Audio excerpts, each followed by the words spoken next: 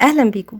في فيديو النهارده هعمل لكم ان شاء الله مقارنه بين انواع السان سكرين، باقي الانواع اللي انا لسه ما عملتلكمش مقارنه ما بينها. مش هقدر اعمل لكم مقارنه بين كل اتنين شبه بعض لان الانواع معظمها مش شبه بعض، في منها انواع مصريه وفي منها انواع مستورده. هقيم لكم كل نوع السان سكرين من 10 نقاط، بعد ما هتكلم عنه هديله درجه من 10. واول نوع انا هبدا بيه هو سكين سايد. هو امتصاصه سريع، مش بيسيب اي وايت كاست ومش بيسيب برضو مظهر الدراي تاتش، بيأكسد البشره شويه. بيدي كل افكت اول ما بتطبقيه، بتحسي كده ان هو بيهدي البشره. درجه حمايته معقوله قوي، وكمان بحس ان هو بيضيق المسام وبيدي مظهر جلوي قوي. ولو انتي بشرتك دهنيه قوي هتحسيه دهني شويه على البشره لان ترطيبه عالي، مش بيعمل تحسس. مناسب لليوم العادي وكمان مناسب للمصيف، بشرط طبعا تجدديه كل ساعه او ساعه الا ربع، وتخلي بالك ان انتي ما تعرضيش نفسك لشمس مباشره قوي. سان سكرين سكين سايد اديله 8 من 10 علشان هو مش دراي تاتش وبيأكسد البشره شويه. واقي شمس فارم ستاي هو كوري، امتصاصه سريع جدا، بيدينا مظهر الدراي تاتش. درجة حمايته حلوة جدا جدا، مش بيعرق البشرة او بيأكسدها خالص، بس لو عرقتي هو بيسيح وهيفقد فعاليته في الحماية. مناسب للبشرات الحساسة ومناسب للاستخدام اليومي العادي، بس هو مش ضد المية ومش هينفعك خالص لا في مصايف ولا في حمام سباحة. سان بلوك فارم ستاي اديله 8 من 10 علشان هو مش ضد العرق او ضد المية. سان سكرين بوبي جيل اللي هو الاصدار القديم، هو امتصاصه صعب شويه، مش بيعمل وايت كاست ومش بيدي برضو مظهر الدراي تاتش، بيأكسد البشره شويه، مش بيعرق خالص. مناسب لليوم العادي بس تجدديه كل ساعه ونص، وكمان مناسب للمصيف بس نجدده من نص ساعه لساعه الا ربع علشان هو درجه حمايته مش عاليه قوي. مش مناسب للبشرات الحساسه او البشرات المعرضه للحبوب لان فيه ريحه عطر قويه قوي ومزعجه بصراحه. سان سكرين بوباي جيل اديله 7 من 10 علشان هو صعب في الامتصاص ومش مناسب للبشرات الحساسه، وكمان بيأكسد البشره ودرجه حمايته مش احسن حاجه. ولو قارناه ببوباي جيل اكسترا لايتنج، امتصاصه اسهل من التاني بكتير. مش بيعمل وايت كاست ومش بيعرق البشره ولا بيأكسدها. في مكونات بتساعد على التفتيح وبتساعد على منع تأكسد البشرة، ودي حاجة حلوة، ميزة حلوة قوي فيه. مناسب للاستخدام اليومي العادي وكمان للمصيف، بس برضو درجة حمايته مش احسن حاجة للمصايف، فانتبهوا. هو فيه عطر بس خفيف، انا اديله 8 من 10 علشان حمايته مش عالية قوي وكمان فيه عطر ومش دراي تاتش.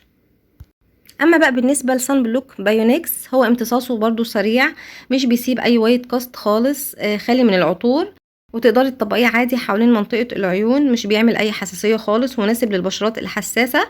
بالنسبه للتعرق هو بيعرق شويه، يعني اول ما بطبقه بحس ان فيه نقط عرق كده على الجبين، بس لما بنشفه كده وببتدي بخرج ببتدي ما بحسش بتعرق كتير قوي، الا بقى لو الجو حر قوي يعني.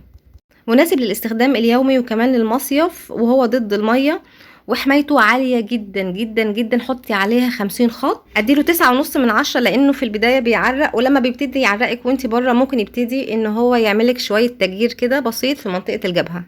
اما سان بلوك دكتور راشيل هو صعب الامتصاص جدا جدا، بيعمل طبقة وايت كاست بيضة بس مش وايت كاست جيرية يعني بتسيح وكده مع العرق، لا هي ثابتة على البشرة.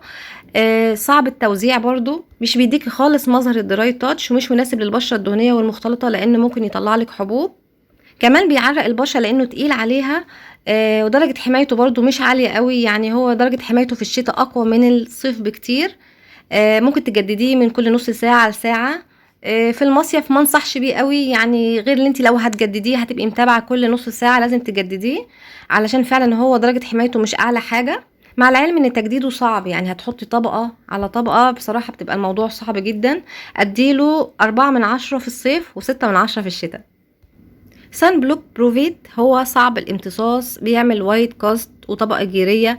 بيظهر لك كل عيوب البشرة مع الأسف، لو عندك مسام واسعة، عندك حبوب، عندك خطوط كده، سواء كانت خطوط عريضة أو خطوط دقيقة جدا برضه هيظهرها لك. هو تقيل، عرق البشرة، وكمان ممكن ان هو يسببك تحسس زي ما عمل معايا. أصلا أول ما بتطبقيه بتحسي كده بلزعة فظيعة. في مع الناس بتمشي معاهم وعادي وتعودوا عليه، لكن أنا واحدة من الناس لا، بشرتي ما تعودتش عليه خالص. درجة حمايته متوسطة طبعا لو انت بشرتك استحملته. بالمناسبة في منه نوع اخف، هو جيل نزل، بس بصراحة انا مش هوعدكم ان انا هجيبه لاني انا عندي تحسس منه بصراحة وتعقدت. فانتوا لو حد جابه وجربه يا ريت تكتبوا لنا برده في الكومنتات تجاربكم معاه. وده انا هديله 1/10 علشان في ميزه ان هو درجه حمايته الى حد ما متوسطه. نيجي بقى لاخر نوع معانا النهارده واخر حاجه انا استخدمتها هو ديرماكتيف. عايزه اقول لكم ان كان في بنوته كتبت لي في الكومنتات ان انا بطبق كميه كبيره وان انا بستخدمه غلط. خدت بنصيحتها وقللت الكميه اللي انا طبقتها معاكم في الفيديو وخرجت فيه.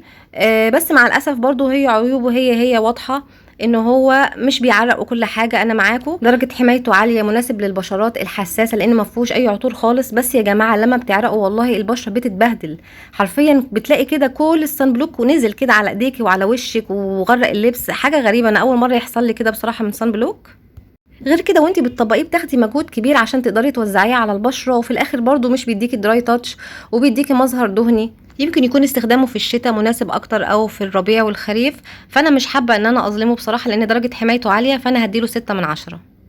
كده خلاص فيديو النهارده خلص. لو انت ليكي اي تجربه من الانواع السان سكرين اللي انا اتكلمت عنها النهارده يا ريت تكتبي لنا تجربتك في الكومنتات. عايزه لكم دلوقتي صوره اضغطوا عليها فيها كل انواع السان بلوك والسان سكرين اللي انا جربتها. وما تنسيش تشتركي في القناه لو محتوى القناه عجبك واستفدتي من الفيديو. دوسي برضو لايك. اشوفكم على خير في فيديو جديد، والسلام عليكم ورحمه الله وبركاته.